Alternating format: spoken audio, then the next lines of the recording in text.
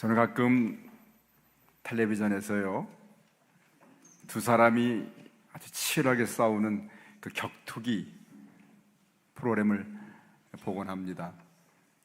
그걸 보면서 제 속에 있는 어떤 그 야성이 그들을 통해서 대리만족을 느끼는 그런 점도 있겠죠. 그렇지만 특별히 저렇게 강한 사람들이 과연 누가 이기고 누가 질 것인가에 대해서 관심이 많습니다. 여러분 보게 되면 거기 나온 사람들은 다 근육이 그냥 대단하잖아요. 또 온몸에 문신을 막 새겨가지고 얼마나 강하고 우악스럽게 보이는지 알지 못합니다.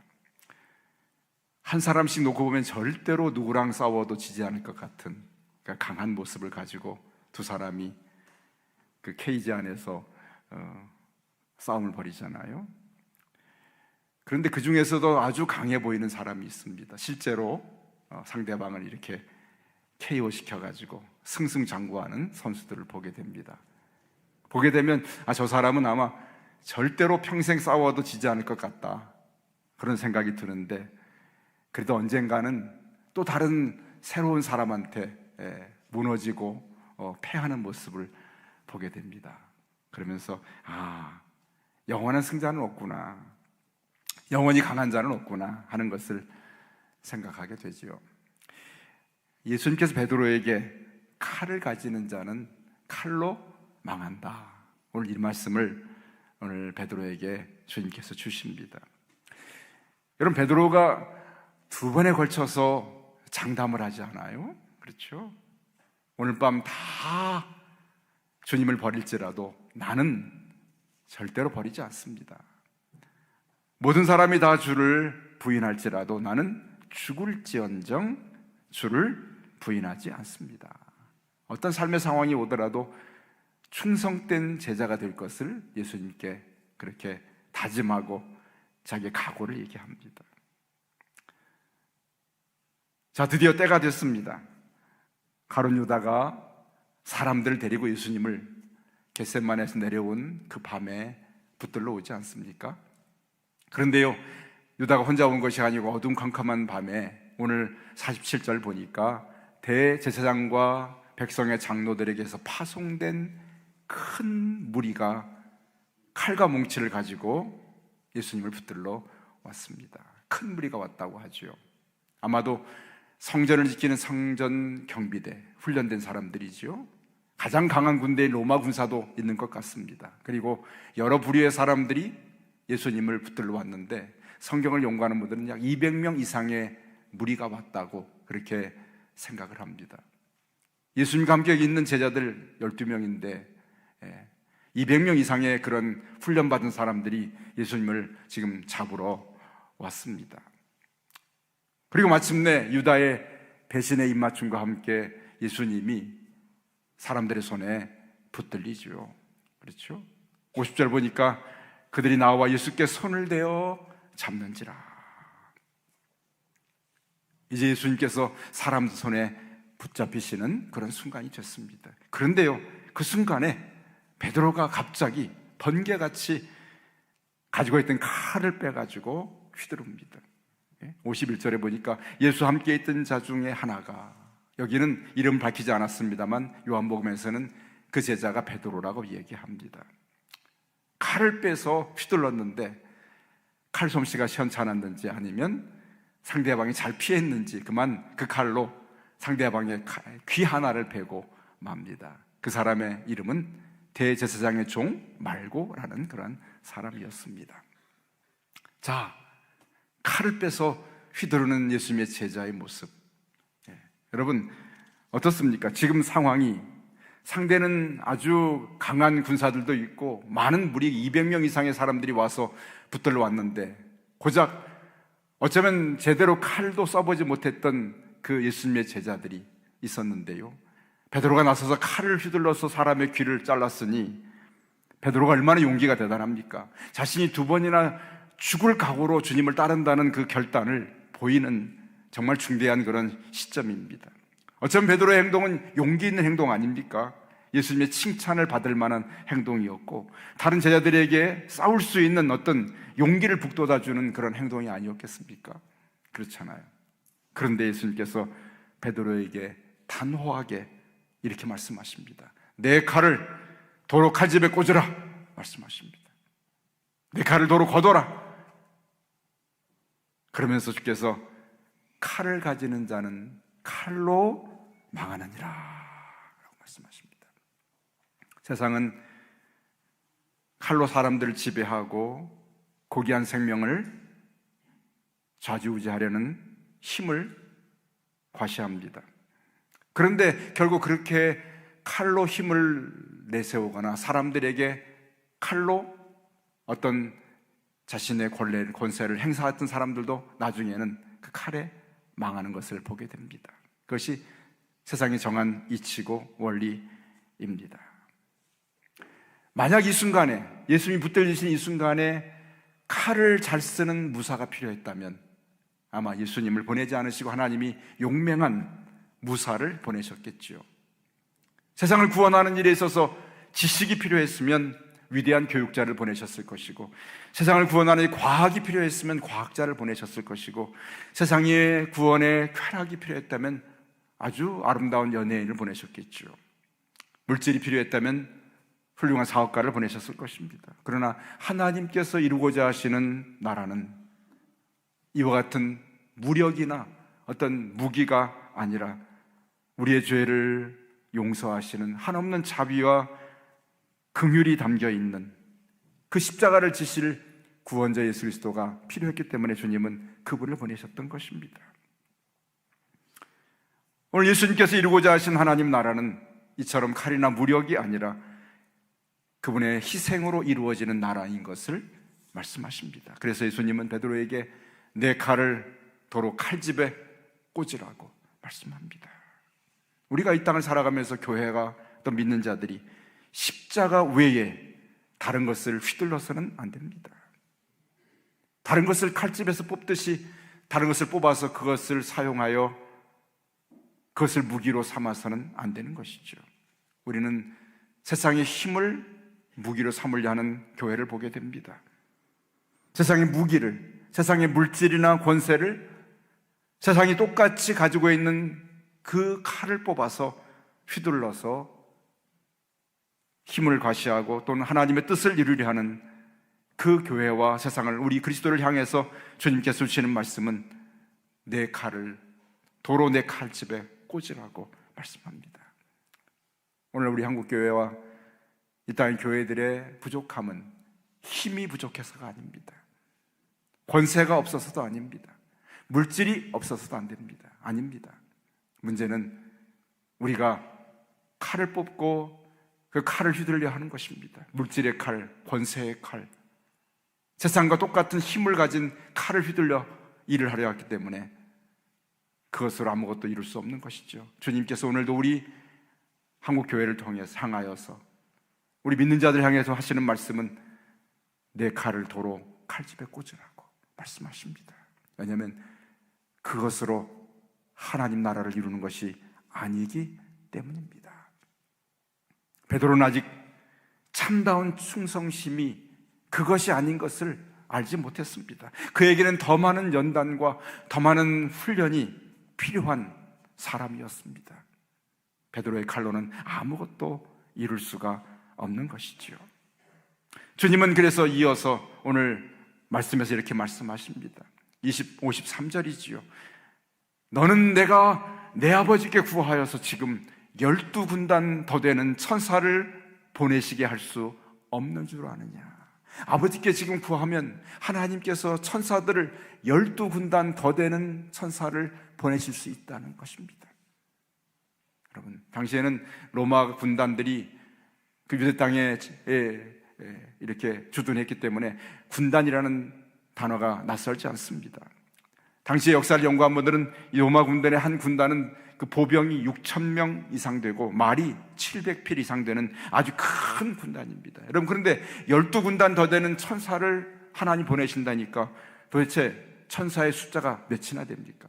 한번 계산해 보십시오. 지금 여러분 계산을 시작하시면 설교가 끝날 때까지 못할 것이니까 집에 가서 계산해 보시기 바랍니다.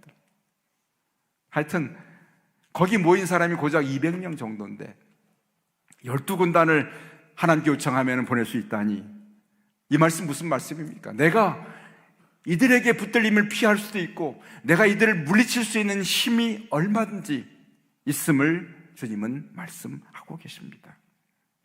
그러나 내가 이들에게 붙들리는 것은 힘이 없어서가 아니라, 어떤 권능이 없어서가 아니라, 하늘의 천사를 부를 수가 없어서가 아니라, 칼을 휘두를 수 없어서가 아니라, 내가 이들에게 내 몸을 내 스스로 아버지 하나님의 뜻을 따라서 내어주는 것이라고 주님은 말씀하고 계십니다. 그러면서 주님은 2번 거듭 반복해서 진정으로 이러한 순간에, 그리고 진정으로 주님께서 걸어가신 길이 뭔가를 2 말씀을 통해서 우리에게 전하여 주고 계십니다. 그 말씀이 무엇일까요? 여러분 눈을 크게 뜨고 한번 바라보시기 바랍니다. 먼저 54절 말씀이지요. 내가 만일 그렇게 하면, 어떻게 하면요, 너처럼 칼을 휘둘거나 하늘의 천사들을 불러서 이들을 막으면, 이들을 공격하면 어떻게 된다고요? 그렇게 하면 이런 일이 있으리라고 그렇게 예언한 성경이 어떻게 이루어지겠느냐, 주님께서 말씀하십니다. 너처럼 검을 휘둘고 내가 하늘의 천사들을 동원해서 이들을 막는다면 어떻게 하나님이 예언하신 이런 일이 있을 것이라는 성경의 말씀이 어떻게 이루어질 수 있겠느냐, 어떻게 하나님 말씀이 성취되겠느냐 하시면서 예수님의 그 순간에 가지신 유일한 관심은 무엇이었을까요? 붙들리는 그 순간에도 예수님은 하나님의 예언의 말씀이 자신을 통해서 성취되기를 원하셨던 것을 깨달아야 할 줄로 믿습니다. 아멘. 주님의 관심은 하나님의 말씀이 이 순간에도 이루어지기를 원합니다. 내가 십자가에 달리기 위해서 붙들리는 순간에조차 주님은 하나님 예언의 말씀이 이루어지는 순간이 되기를 원합니다. 이것이 주님께서 가지신 유일한 삶의 바람이셨고 삶의 기준이고 원칙이 되셨습니다. 모든 것이 하나님의 뜻대로 진행되기를 원하셨습니다. 예수님은 당신에게 일어나고 있는 지금 제자의 배반과 붙들림과 고난과 죽음조차 모든 것이 단지 불행한 사건이 아니라 하나님의 계획 중에 일부가 진행되고 있는 것을 주님은 깨닫고 그 계획이 되어져 가는 과정들을 바라보고 계셨습니다. 그렇죠. 이런 일이 있어야 한다 한다는 말씀이 성경이 어떻게 이루어지겠느냐, 어떤 말씀이 있었습니까? 유다의 배반도 성경에 예언이 되어 있었습니다. 시편 41편에 내가 신뢰하여 내 떡을 나눠 먹던 나의 가까운 친구도 나를 대적하여 그의 발꿈치를 들었나이다.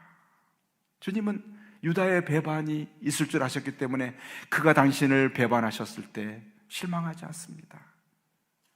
하나님 예언대로 되고 있구나. 그 은30에 예수님을 팔자 스가랴서 말씀이 떠올랐습니다. 내가 그들에게 이르되 너희가 좋게 여기거든 내 품삯을 내게 주고 그렇지 아니하거든 그만두라. 그들이 곧 은 30개를 달아서 내 품삯을 삼은지라. 제자의 배반도, 제자가 받는 당신의 몸값도 예언된 말씀이 이루어지는 것을 주님은 하셨습니다. 당신이 죄인들과 함께 못 박히실 때 이사야 53장의 말씀이 떠올랐습니다. 그가 자기 영혼을 버려 사망에 이르게 하며 범죄자 중 하나로 헤아림을 받았음이라. 이처럼 주님은 지금 당신에 일어난 모든 일들이 하나님 말씀의 성취의 과정인 것을 바라보셨습니다. 말씀대로 되고 있구나. 말씀대로 하나님이 예언하신 말씀대로 내 가는 길에 하나님 말씀이 이루어지는 길로 내가 가야 되겠구나 하는 것이 예수님의 가장 중요한 관심이었고 그 일을 이루시는 삶의 목적이었던 것을 보게 됩니다. 자, 그러면서 주님이 다시 해서 반복하여 말씀하십니다. 55절이지요. 그때 예수께서 무리에게 붙들러 오신 그 무리들에게 이렇게 말씀하십니다. 너희가 나를 칼과 몽치를 가지고 왔느냐? 강도를 잡으러 왔느냐? 나를 강도처럼 붙들러 왔구나. 그렇게 말씀하시면서 내가 평상시에 날마다 성전에서 앉아 가르쳤을 때 너희가 나를 잡지 아니했다.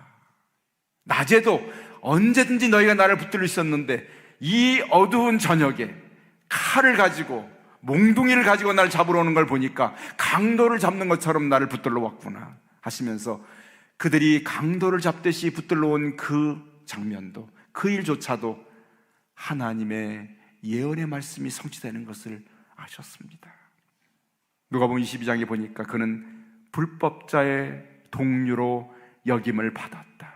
즉 강도와 같은 취급을 받는 것이 예언되어 있는데 이사야 53장에 범죄자 중 하나로 헤아림을 받았다는 그 말씀이 주님이 당신의 붙들리는 순간에 이루어짐을 주님은 아셨던 것을 말씀하고 있습니다.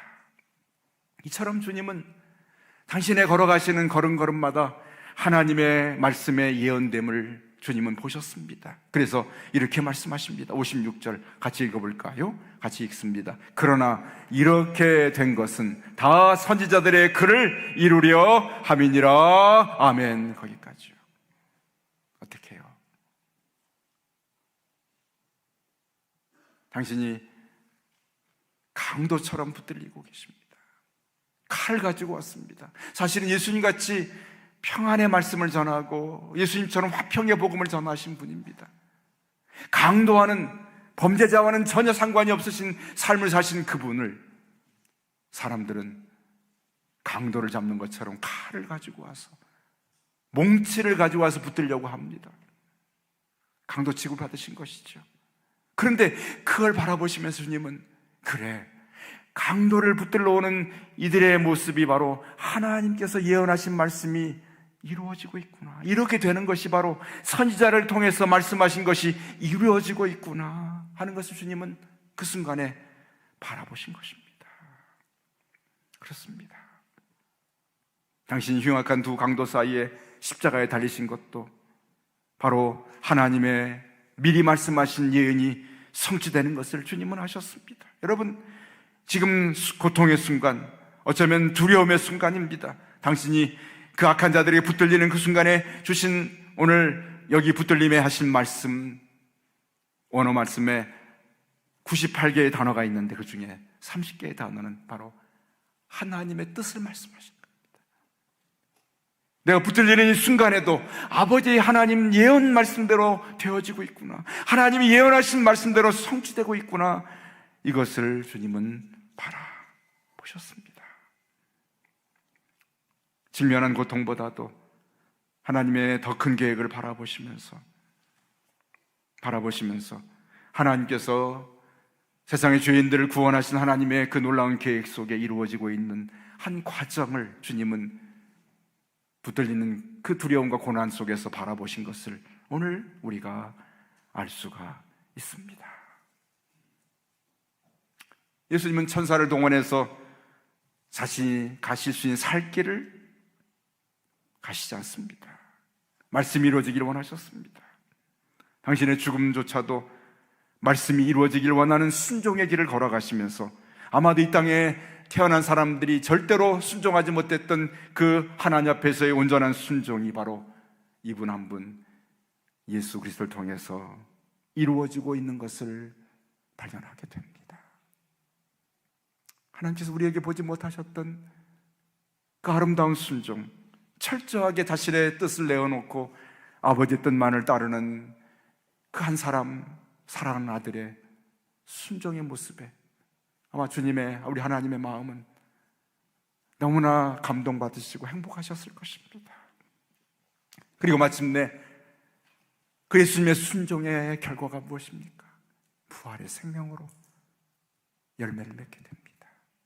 이처럼 아버지께서 계획하신 일들이 이루어져가는 그 과정 속에 철저하게 자신을 내려놓고 그 앞에 맡겨드리고 그 말씀의 과정을 살피신 예수님의 그 삶의 마지막 결과는 부활의 생명으로 첫 열매로 맺어지게 된 줄로 믿습니다. 아멘.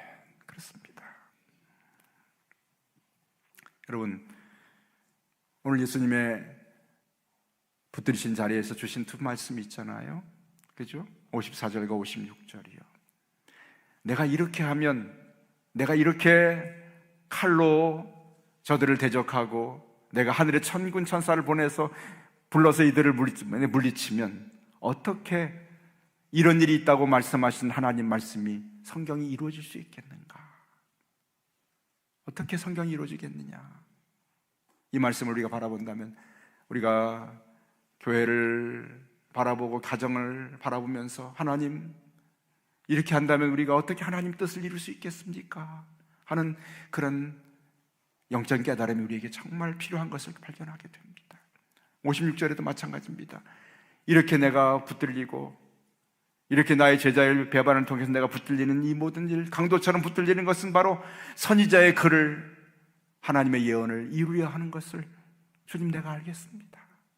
하나님, 우리 교회를 향하여서 하나님이 하고 계신 일을, 하나님의 뜻이 이루어지는 것을 우리가 바라보게 하여 주옵소서. 나의 가정에 일어난 일들을 바라봅니다. 하나님, 우리 가정에 이런 일들이 일어날 때 이 일을 통해서 하나님의 말씀이 이루어지고 있는 것을 보게 하여 주옵소서. 보게 하여 주옵소서. 지금 우리 사회는 어쩌면 칼을 가지려는 자는 다 칼로 망한다는 말씀 앞에서 칼을 휘두르는 그런 사회인 것 같습니다. 그 속에 교회들도 같이 휩쓸려서 칼을 휘둘러서 그 칼을 가지고 문제를 해결하려고 얼마나 지금 몸부림치는지 알지 못합니다. 주께서 오늘 우리에게 내 손에 잡은 칼을 다시 도로 내 칼집에 꽂으라고 주께서 말씀하시면서, 정말 우리에게 필요한 것은 지금 하나님께서 어떻게 일하고 계신지를 볼 수 있는 눈이 우리에게 열려야 할 줄로 믿습니다. 그러한 때입니다. 하나님께서 어떻게 일하고 계십니까? 하나님이 어떻게 역사를 움직여 가시고, 하나님이 어떻게 교회를 운행해 가시고, 하나님이 어떻게 우리 가정을 이끌고 계신지를 내가 눈을 열어서 보게 하여 주옵소서. 기도하지 않으면 하나님의 뜻을 깨닫지 못합니다. 하나님 말씀을 알지 못하면 하나님의 일하심을 바라보지 못합니다. 하나님께서 오늘도 하나님의 계획 속에 나라 민족을 운행해 나가시고 우리 교회를 이끌어 가시고 우리의 가정과 나의 삶을 이끄시는 것을 말씀하고 계십니다. 성령님께서 말씀을 통해서 우리 삶에 간섭하시고 우리 삶을 이끄시는 하나님의 손길을 오늘 바라보게 됩니다. 우리가 나의 삶에 쫓기고 내 욕심에 붙들리고 내 인생의 분주함에 붙들려서 내 뜻을 이루려는 그러한 내 칼을 뽑아서 휘두르는 그러한 삶을 통해서 하나님의 행하신 일을 바라보지 못합니다. 거기서 우리는 아무것도 이루지 못하는, 오히려 칼로 인하여서 칼로 망하는 인생들을 얼마나 많이 바라보고 얼마나 많이 우리가 이를 말씀대로 되는 것을 우리가 체험하는지 알지 못합니다. 정말 우리에게 정말 필요한 것은 하나님께서 어떻게 일하고 계신지, 하나님 말씀이 어떻게 이루어져 가고 계신지를 바라보는 그 영적인 눈이, 오늘 주님의 마음을 가지고 우리 안에 이 주님의 하나님의 예언의 성취를 바라보는 주님의 뜻이 우리 안에 정말 필요한 시대를 저 여러분이 살고 있는 것을 깨닫는 은혜가 임하시기를 주의 이름으로 축복합니다. 아멘. 그렇습니다. 마지막 말씀을 드립니다. 바울은 자신의 마음속에 품은 복음 전도에 땅끝까지 복음을 전하는 일에 날마다 열정을 가지고 나아갑니다. 자신이 이제 예루살렘으로 가서 붙들려서 그곳에 가서 내가 어떤 어려움을 당할지라도 예루살렘으로 올라가서 마지막으로 온 땅에 복음을 증거하겠다는 열정을 가지고 그곳을 향해 나아갑니다. 바울이 예루살렘으로 가는 길마다 많은 믿는 자들을 만날 때 그들이 마지막 가는 그 길이 얼마나 고난이 있고 그리고 죽음이 기다리는 길인 줄 알았기 때문에 바울을 가로막습니다. 바울이 전도자 빌립의 집에 들어갔더니 딸 넷이 있는데 그 중에 한 딸이 예언을 합니다. 가지 못하도록 예언합니다. 아가보라는 한 선지자가 유대로부터 내려와서 바울의 둘렀던 띠를 가져다가 자신의 손과 발을 묶으면서 말합니다. 성령님이 말씀하실 때 예루살렘에 올라가면 유대인들이 이 띠를 가진 임자를 결박하여서 이방인의 손에 넘겨주겠다는 예언을 예언자 아가보가 바울에게 전합니다. 그 말을 듣고 거기 모인 성도들이 다 울면서 바울을 막습니다. 선생님, 가지 마십시오. 가지 마십시오. 바울이 이렇게 대답합니다. 여러분이 어찌하여 울어서 내 마음을 아프게 합니까? 나는 주 예수의 이름을 위하여 결박당할 뿐만 아니라 예루살렘에서 죽을 것도 각오했습니다 하면서 바울이 말합니다.